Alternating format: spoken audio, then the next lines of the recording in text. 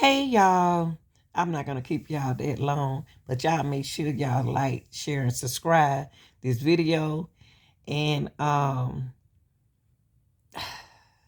Carlee Russell back in the news, y'all. Carlee Russell is back in the news. Now for faking this abduction case, she was sentenced to probation, okay? For playing around, faking an abduction situation.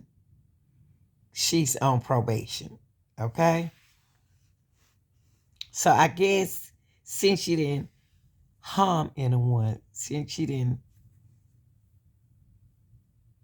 do too much, I guess it's a game, still something ain't right with this. Cause she too old to be doing this.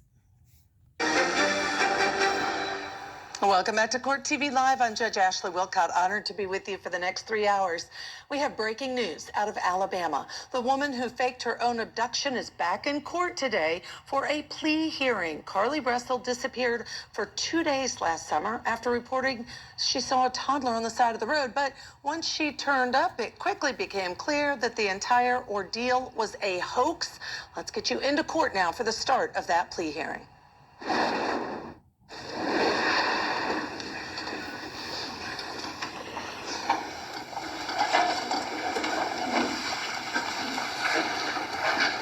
Carlee Russell, come up to the podium with your lawyers.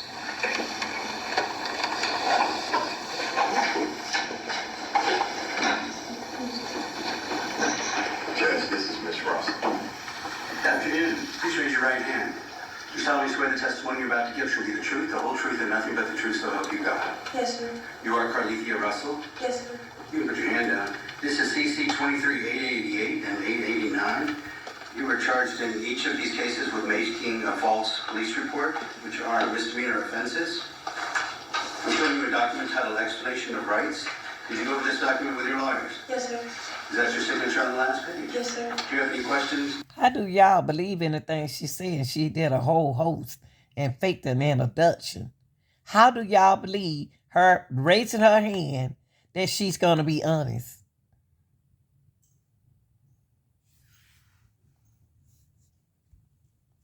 About this document or about your rights? No, sir.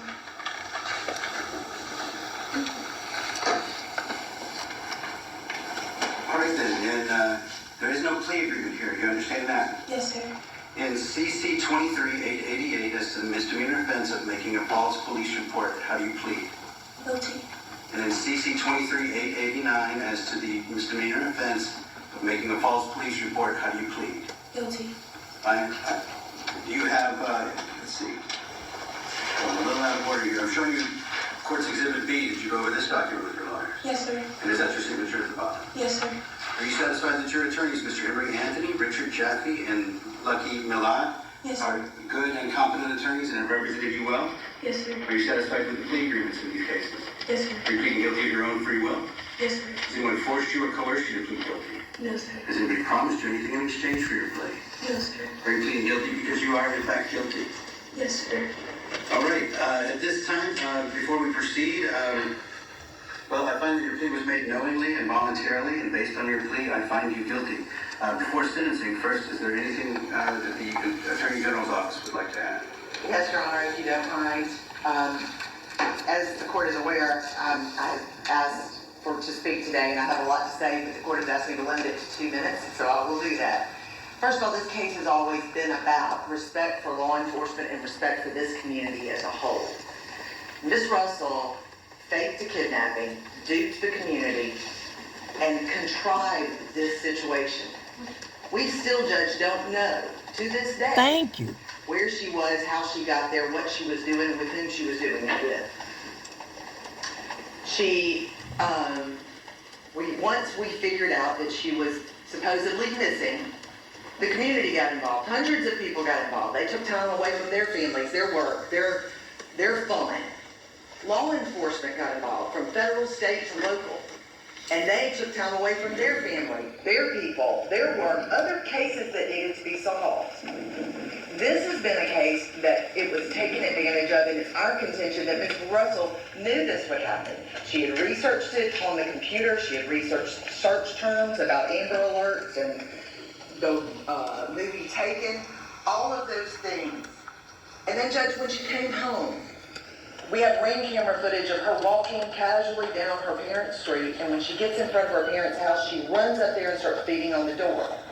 Police were called. The body cams show that she's flailing around and still perpetuating this ruse that she was kidnapped.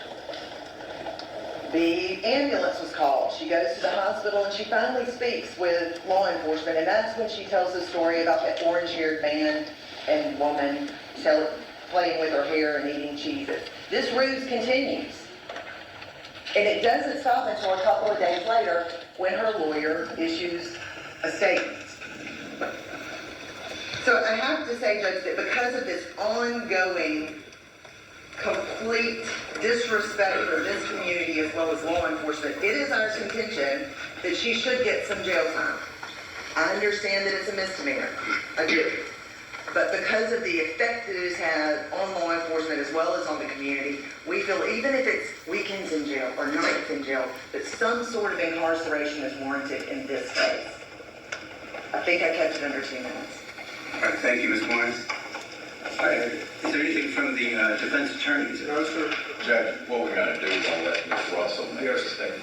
Okay, Ms. Russell, before being sentenced, you do have a right to make a statement. Is there anything you'd like to say? Yes, sir. Your Honor, I want to genuinely apologize for my actions and the resulting negative impact inflicted onto others. I made a grave mistake while trying to fight through various emotional issues and stress.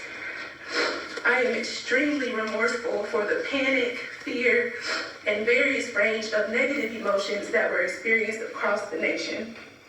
I want to specifically acknowledge and take accountability for the pain and embarrassment that I inflicted upon my family, my church family, friends, neighbors, community, and all of those who were directly involved in search efforts for me.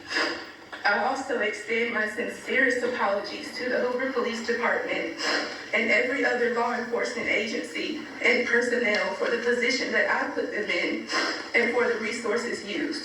I absolutely regret my decision, and in hindsight wish that I had cried for help in a totally different manner. Look, y'all. See, you ain't been held accountable yet. They trying to get you out of. See, that's what we just talked about a few minutes ago, Carlee Russell. Now, y'all, politics play a role. Now she about to get out. Now she about to be smiling. Now she about to be in her bedroom. Now she on probation.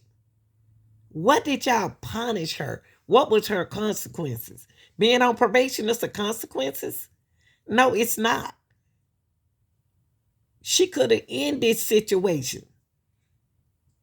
No, don't get on here trying to cry I'm not feeling senseless for her at all, y'all. I think she need to do a year in jail, then probation. Or 2 years for faking an abduction, which a lot of parents, when a lot of officers, I don't care if she is saying she's sorry, she ain't sorry because she would have end the case, end this situation real soon as she was so sorry. Everybody loved her so much. Then they did all they can. They missed dinner. They missed being around their family just to look for her. And she thought it was a joke eating cheese. No, she need to do some time for these consequences. Y'all keep feeling sorry for these young people, letting them keep doing the same thing over and over and over. Let's continue with this, y'all. This is Carlee Russell. My prayer is that I will be extended grace and given the opportunity to redeem who I truly am and restore the positively esteemed character that I have worked so hard to attain for the 25 years of my life prior to this incident. I wholeheartedly can say that I never had any malicious intent to hurt anyone, And I pray that you will feel my sincerity and that as I I really prepare to don't. pick up the pieces and go on to restore my life. Her crying, usually I would feel. I don't feel no kind of energy here. And I'm not about to judge her, but I'm gonna let God judge her. I just don't feel no sincerely apology, y'all. I feel a game. And that's what it was. When you fake something, it become a what? A game. And I think she's still playing the sympathy game now. This is a sympathy game. They're not going to care nothing about the other women who go missing. Look what we're going through now. We're already having a hard time. Pity That you game. will witness the Right fruition now, she's playing a pity game. of grace. And what I gotta say. Okay, all right, thank you, Ms. Russell.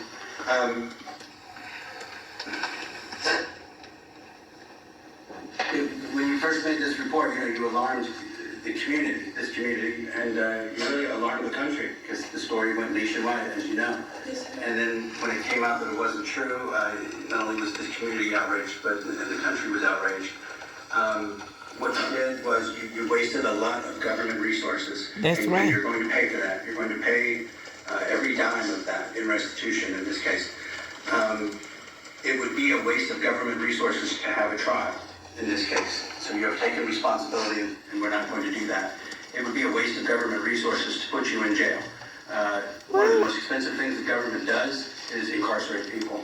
And we need to reserve our jails for people who are genuinely a threat to the community. Although we're very upset about what you've done, you're not a threat to the community. I'm not going to treat you any differently. So she's not a threat to the community. That's why they're going to let her out, y'all. Because she's not a threat to the community. So you don't think this is not a threat to the community? What way is this a threat to the community, Lanita? She lied on somebody that wasn't there. Y'all were looking for an orange hair person. Y'all were looking for a baby. She'll not trust it nowhere. Do what you want to do with it. I don't care. That I would treat any other first-time nonviolent misdemeanor offender. Accordingly, it is the judgment and sentence of this court that you are sentenced in each of these cases to 6 months in the county jail. These sentences are consecutive with each other, and these sentences are suspended. You're placed on probation for 12 months, supervised probation. It's a condition of your probation that you pay the full amount of restitution, which is $17,974.88, paid to the city of Hoover, 100 Municipal Lane, Hoover, Alabama, 35216, paid up through the clerk's office on the first floor in this building, so we have a record of it. I'm also sentencing you to serve, and this is a condition of your probation, 100 hours of community service. I want to see, when we come back, I want to see that you've made progress, if not have completed that community service. I understand that you're currently getting mental health counseling, is that right? Yes, sir. It is a condition at this point of your probation that you continue getting mental health counseling, and I'd like to see some proof that you're getting that counseling when we come back. This case is set for a review hearing. We're going to review the amount of restitution that's been paid, community service, and that date is October 16 at 9 a.m. Anything else for the state or the defense? Nothing from the defense. There you go. Thank you. Thank you, Judge.